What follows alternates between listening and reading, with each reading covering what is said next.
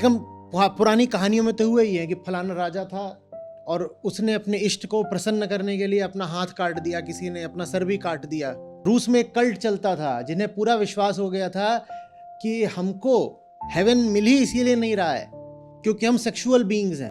उन्होंने अपने लिंग काट दिए, बोले अब हमें लिबरेशन मिल जाएगा और अब हमें गॉड स्वीकार कर लेगा।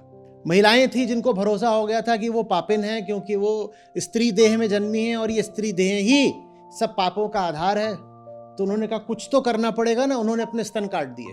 ये सब मिल जाएगा, जाओ इतिहास में पढ़ो कितना दर्द हुआ होगा। सारा दर्द सहने को तैयार हैं लेकिन देहाभिमान छोड़ने को तैयार नहीं है। यानी बात तो देह की ही है, बाल को कुछ कर लो, शरीर के किसी और हिस्से को कुछ कर लो, भय तो चक्कर तो देह का ही है। देह में ही कुछ खुराफात करनी पड़ेगी। कोई कहता है कि ये फलाने बाबा जी हैं, अच्छा इनका क्लेम टू फेम ये है कि ये खड़े होके सोते हैं, माने जब सो भी रहे हैं तो ऐसे देह ऐसे खड़ी रहती है।